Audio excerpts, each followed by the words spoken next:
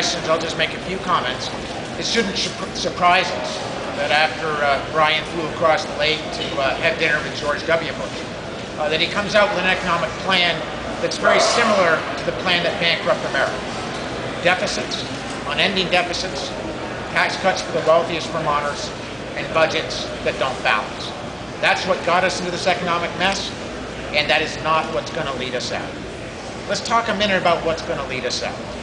We have put together a 5-point plan that's going to ensure that as we emerge from this economic recession that was created by the policies of George W. Bush, that we actually beat the other 49 states to economic prosperity for Vermonters. And as the 5 of us have traveled across the state, there are 2 people that we worry about, 2 groups of people.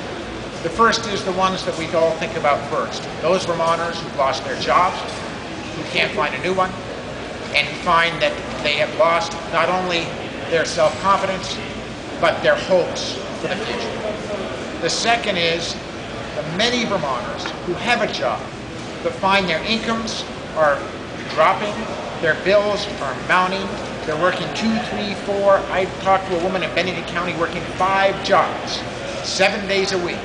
A single mom with a daughter in high school who wants to go to college. They can't keep up.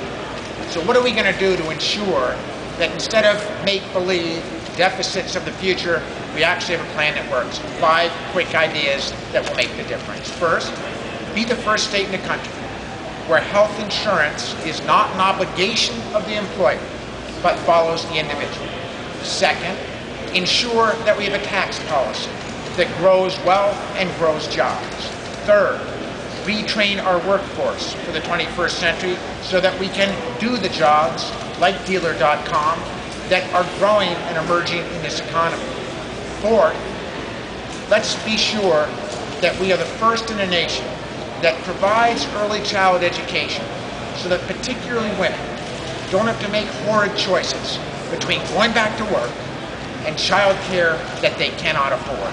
That's the status quo. And finally, broadband internet access to every last mile by 2013. We have to get that done. And frankly, Dealer.com couldn't survive without it. There is no Vermont small business can survive without it. We will get it done. Those are the infrastructure pieces that will make a big difference. Brian's plan, as was mentioned here, is deficit Dubie. We'd be happy to take any questions that you might have.